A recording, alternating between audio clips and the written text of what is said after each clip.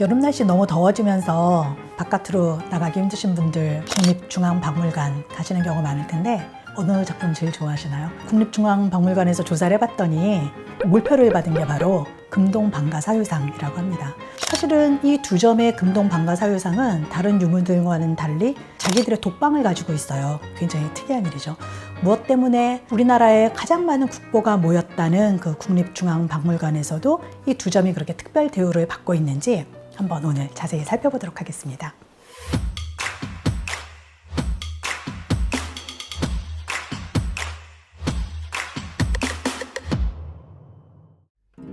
금동방가사유상은 사실 국립중앙박물관이 대접을 해준 그런 스타라고 할 수 있어요. 왜냐하면 국립중앙박물관 가시면 일단 굉장히 규모가 크잖아요. 딱 들어가셨을 때 어디부터 가야 되지라고 사람들 약간 동선 헷갈릴 수 있는데 그때 바로 사람의 마음이 어떻습니까? 그 넓은데 걸어 올라갈 생각하지 않고 딱 입장에서 1층에 우측에 보면 에스컬레이터 딱 잘 돼 있거든요. 그것만 싹 한쪽 올라가시면 바로 거기에 사유의 방이라는 공간이 마련되어 있습니다. 이 사유의 방이라는 이름 자체가 금동반가사유상 거기에서 나온 건데요. 바로 그 사유의 방에 다른 모든 유물을 배제하고 딱 이 두 점의 국보 작품만을 이렇게 모셔놓고 있죠. 얼마나 보물이 많아요. 또 국보도 많고요. 그런 곳에서 이렇게 단독 전시실을 준다는 건 이만저만 특혜가 아니죠. 층층이 이렇게 보시면 방 하나에 무슨 어린애들 어디 수련회 갔을 때처럼 빽빽하게 유물들 쫙 이렇게 있잖아요. 그런데 너무나 쾌적한 환경에서 두 점만 딱 있단 말이에요. 그렇게 했을 때는 박물관 측이 그렇게 대접할 만한 이유가 있을 것이고 또 그렇게 하고 났더니 정말 많은 분들이 미처 보지 못했던 이 유물들의 가치를 좀 온몸으로 좀 체험하게 되는 그런 좀 좋은 효과까지 있었죠. 어떤 작품일까요? 먼저 여기에 모셔져 있는 그 불상은 두 점이에요. 모두 둘 다 국보인데 현재는 국보나 보물 1년 번호가 폐지된 상태잖아요.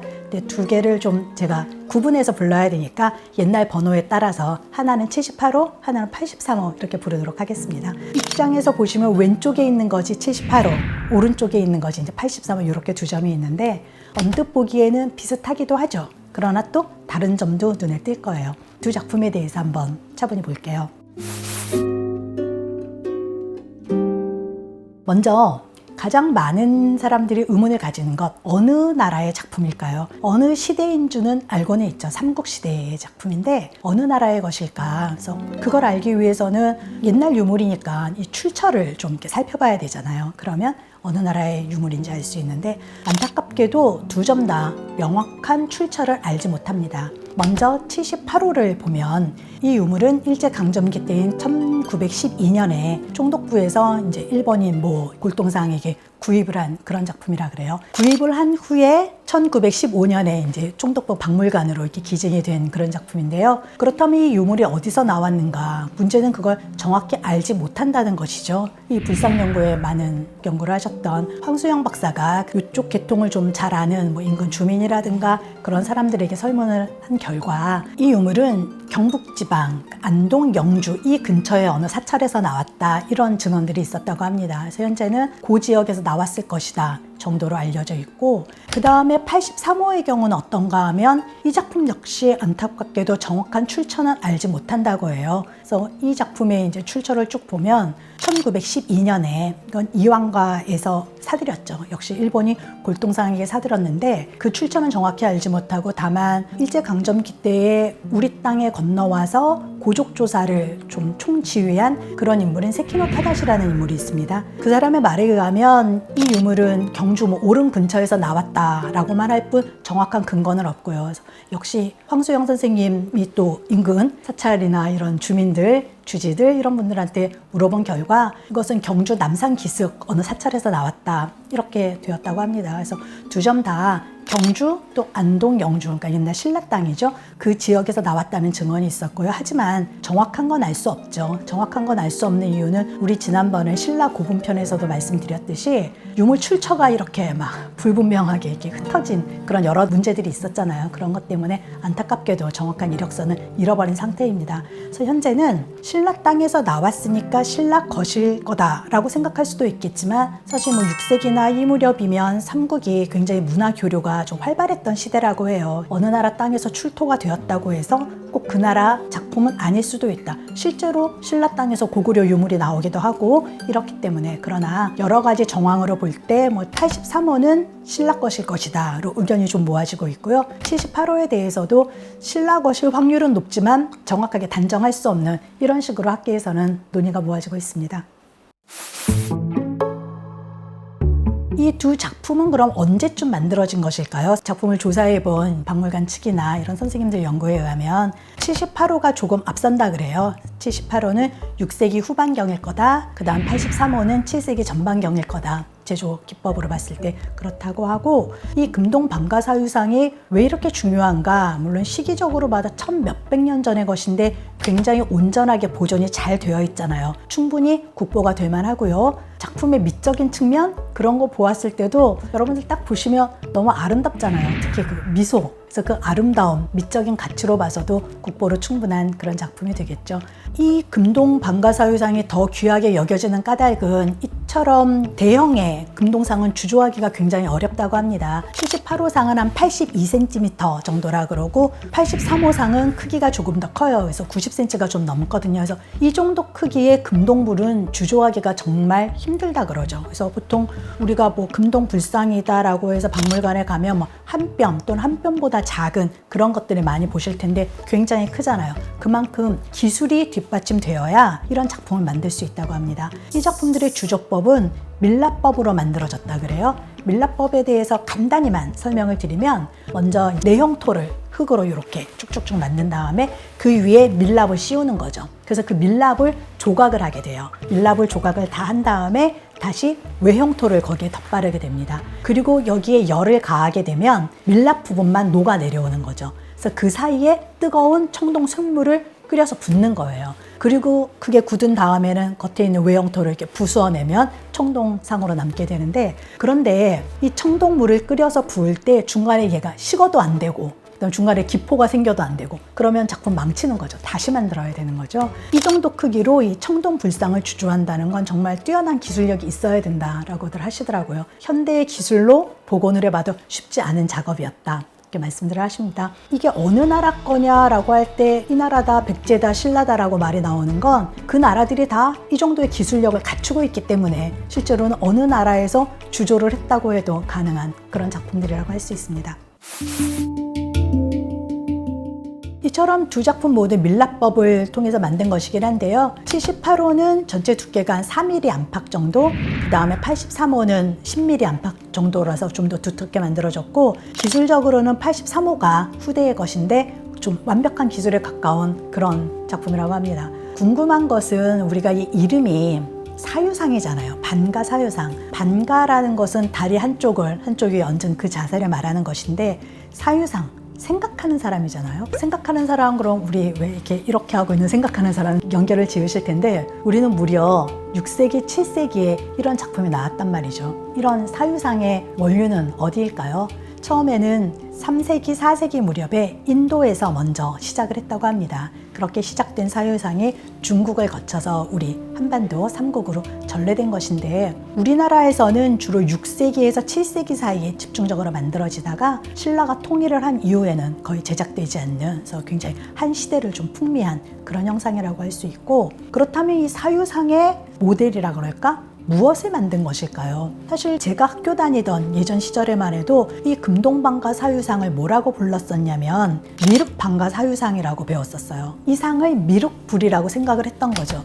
뭐 그럴 법도 한 것이, 미륵은 미래불이잖아요. 그래서 언젠가 이렇게 나타나서 중생의 모든 거를 이렇게 구제를 해줘야 되기 때문에 그 고민, 그 순간을 나타낸 것이다 라는 해석이죠. 그렇게 배웠었지만 학계에서는 이 상의 형태가 미륵불이라는 근거는 없다, 이렇게 됐죠. 그래서 지금은 그 학설은 약간 밀려났고, 그렇다면 이 상은 누구인가? 석가모니가 깨달음을 얻기 직전에 딱 그 순간에 생각하는 모습을 담은 것이다. 이게 현재의 주 학설입니다. 실제로 석가모니가 깨달음을 얻고 출가를 하기 직전에 얼마나 많은 고뇌, 생각의 시간이 있었겠어요. 그 성찰에 딱 그 순간을 담은 것이라고 해요. 그래서 실제로 방가사유상의 얼굴을 보면 청년상인 걸 알 수 있죠. 그래서 청년 태자의 모습을 담은 거다. 그래서 태자상 이렇게 부르는 분도 있는데, 그러나 현재는 미륵불이라고 부르지도 않고 태자상이라고 부르지도 않고 그냥 중립적인 명칭이라고 생각을 해요. 금동 반가사유상 이렇게 부르고 있습니다. 두 점이 나란히 있으니까 우리가 전시실에서도 뭐가 더 내 마음에 들지 이런 거 꼭 비교하면서 보게 되는데 물론 저도 그렇습니다. 두 작품 한번 비교해서 살펴볼게요. 78호상하고 83호상은 기본적인 자세는 똑같죠. 한쪽에 손을 이렇게 얼굴에 대고 사유하는 모습을 담았는데 가장 눈에 띄는 차이는 옷차림일 거예요. 그래서 78호상은 상의를 이렇게 걸친 그런 차림이라면 83호상은 그렇지 않죠. 그래서 78호상처럼 상의까지 다 걸친 사유상은 이 작품이 우리나라에 남겨진 사유상 중에 유일한 그런 작품이라 그래요. 보통은 이렇게 상의에는 이렇게 뭐 원형 목걸이만 한다든가 이런 식으로 표현이 되고요. 또 두드러진 차이는 옷 주름 같은 걸 보시면 78호상은 이렇게 적당한 음각으로만 되어 있다는 걸 아실 거예요. 그런데 83호상에 넘어가게 되면 옷주름이 완전히 입체적으로 나타나죠. 왜냐하면 78호에 비해서 83호가 조금 뒤에 만든 작품이고 그 다음에 그 청동 두께도 훨씬 두껍거든요. 그래서 이렇게 재현해내는 게 가능했었고 그리고 이미지로 봤을 때 78호상이 83호상보다 조금 더 화려하다는 느낌을 받게 되는데 바로 머리에 쓴 관 때문에 그렇습니다. 78호상의 머리는 거의 보관 형태죠. 해도 있고 달도 있고 그래서 일월관 이렇게도 부르는데 이렇게 보관 형태의 화려한 관을 썼다면 83호상은 삼산관이라 그래요. 이렇게 세 개 이렇게 원형되어 있는 그렇게 단순한 형태를 썼어요. 삼산관 형태는 주로 신라 지역에서만 이렇게 나타나는 형태라고 하죠. 그래서 83호상의 어떤 국적을 추정하는 데도 도움을 주었을 것 같습니다. 이렇게 관의 형태가 다르기 때문에 78호상이 83호상보다 조금 더 화려하게 보이는 그런 면이 있어요. 그래서 어떤 연구자는 그렇게 평을 하시기도 해요. 78호상이 약간 이상적인 그런 아름다움을 나타낸 것이라면 83호상은 좀 더 인간적인 그런 모습을 재현한 거다 이렇게 또 비교해서 보시기도 했습니다. 그런데 저는 이 사유상이라는 이 불상이 주로 우리나라에서는 6, 7세기까지 집중적으로 제작이 되고 그 이후에 신라가 통일을 한 이후에는 더 이상 거의 제작되지 않았다는 점이 좀 흥미롭더라고요. 왜 그랬을까요? 물론 연구자들마다 생각은 다 다르겠지만 신라가 통일을 한 이후에는 그 한 사회 또는 한 국가가 좀 바라보는 종교의 성격이 조금 달라졌던 것인가. 그래서 도리어 삼국이 경쟁하고 그런 긴장 관계에 있을 때는 생각하고 고뇌하는 사유상의 인기를 끌다가 통일신라를 대표하는 불상이라 그러면 역시 석굴암에 있는 본존불이잖아요. 가장 완전한 아름다움, 이상적인 아름다움을 가진 것 같은 그런 불상 쪽으로 기울어져 간 것일까. 그런 비교도 좀 흥미롭고 원래 불상이라고 하면 이렇게 정면상으로 보는 게 모든 불상이 그렇게 있죠. 이 사유상은 그런데 좀 특이하게도 정면을 바라보는 것이 아니라 고개를 숙이고 있단 말이죠. 그런 점이 좀 다르죠. 그래서 한 사회가 이렇게 변해갈 때 그 사회에서 같은 종교를 하더라도 좀 더 따르고자 하는, 좀 더 좋아하는 그런 불상의 형태가 달랐다는 것이 좀 흥미로운 것 같습니다. 우리 이 83호 금동 반가사유상을 보면 굉장히 얼굴이 똑같이 그 미소까지 똑같이 닮은 그런 불상이 있습니다. 혹시 일본 교토에 고류지에 가보신 분들은 이거 너무나 똑같다라고 느끼실 것 같아요. 그 불상이 바로 그런데 고류지에 있는 그 반가사유상은 물론 재질은 달라요. 우리 것은 청동 불상이고 그쪽은 이제 목조로 만든 것이고 크기도 목조기 때문에 훨씬 크긴 하죠. 하지만 기본적인 자세, 모습 똑같고요. 표정까지도 거의 똑같이 닮아 있어서 그 불상이 83호상을 모델로 한 것이다라는 건 너무나 확실해요. 또 흥미로운 점은 일본에서는 주로 대형 불상을 만들 때 나무로는 녹나무를 거의 사용한다 그러는데 이 불상은 적송으로 만들어졌다는 얘기죠. 적송은 주로 이제 한반도에서 많이 나는 그런 수종이거든요. 그래서 일본에서는 어떻게 한 번도 만들지 않았던 이런 적송으로 만든 불상이 심지어 우리나라 것과 똑같은 불상이 전해지게 되었는가. 그래서 여러 가지 썰이 있는데 몇 가지 한번 정리를 해볼게요. 첫 번째 썰은 뭐냐면 신라에서 일본에 불상을 주었다는 그런 기록이 있다 그래요. 그래서 이 불상이 아마 신라에서 선물로 준 바로 그 불상일 것이다 라는 썰. 특히 고류지라는 절은 일본으로 건너간 신라계 사람이 창건한 절이기 때문에 더 좀 신빙성이 있는 거죠. 그게 첫 번째 썰이고, 두 번째는 뭐냐면 그렇다고 해도 그 불상이 직접 선물로 준 불상이라고 뭐 근거가 남아있는 건 아니잖아요. 그러니까 그게 아닐 수도 있다. 겁니다. 아마 한반도에서 일본으로 건너간 장인이, 그렇다면 그 사람은 백제 사람일 수도 있고 신라 사람일 수도 있죠. 어느 장인이 한반도에 소나무를 가지고 83호상을 모델로 해서 제작한 것일 것이다. 그렇다 하더라도 역시 한반도 사람이 한반도 불상을 모델로 했다 하는 것은 변함이 없죠. 그런데 이렇게까지 되면 일본 사람들이 좀 불편해하는 거죠. 자기네가 국보 1호로까지 지정한 그런 귀중한 불상인데 이게 어떻게 외국인이 만든 것이냐. 그래서 세 번째는 그 사람들 주장이에요. 뭐냐면 83호상을 모델로 한 건 맞는데 그걸 만든 사람은 신라인이나 백제인이 아니라 일본 장인이 만들었다. 그렇기 때문에 이 불상의 성격은 모델로 한 것이긴 하지만 일본화된 것이다 라고 주장을 해요. 일본화되었다고 하기에는 모습이 너무나 똑같잖아요. 그래서 이 주장은 조금 그렇고요. 네 번째는 더욱 황당한 주장이 있는데 그것도 다 아니다. 거꾸로 일본이 먼저 만들었고 그걸 한반도에 전파한 것이다. 이런 주장을 펼치는 사람까지 있습니다. 물론 현재 일본 학계에서조차도 3번, 4번은 조금 그렇다 해서 1번, 2번 중에 하나가 아닐까 그런 쪽으로 모아지는 것 같고 1번이든 2번이든 역시 우리가 여기서 살펴볼 수 있는 것은 당시에 우리 한반도에 있었던 국가들과 일본이 굉장히 문화적으로 교류가 좀 활발했다. 이런 점은 확실한 것 같습니다. 오늘 이렇게 국립중앙박물관 사유의 방에 있는 두 점의 금동 방가사유상 살펴보았습니다. 저는 이 두 점의 작품이 따로 모셔져 있는 걸 보고 그런 생각이 들었어요. 명품이라는 것은 명품다운 대접을 해주어야 그 진가를 보통 사람들이 더 잘 알게 되는 것은 아닐까. 이렇게 아무리 귀중한 것이라고 해도 사람들 눈에 띄지 않는다면 그 가치를 몰라보는 거잖아요. 이렇게 별도의 전시실을 마련하고 그 가치를 좀 함께 알리고자 노력했기 때문에 더 많은 사람들이 그 진정한 가치를 알아볼 수 있었던 것 같고요. 그 다음에 이 사유의 방이라는 이름이 저는 참 좋았어요. 이 사유의 방은 그 반가사유상이라는 명칭에서 나온 것이긴 하지만 그것이 단지 유물의 이름만이 아니라 그 방에 들어가서 작품을 감상하는 감상자들 자신이 사유의 시간을 가질 수 있다. 이런 의미로도 읽혀서 정말 좋은 이름이었던 것 같습니다. 특히나 반가사유상이라는 이름이 그렇잖아요. 예전처럼 미륵 반가사유상이라든가 태자상이라고 불렀다면 그 존재가 너무나 명확하죠.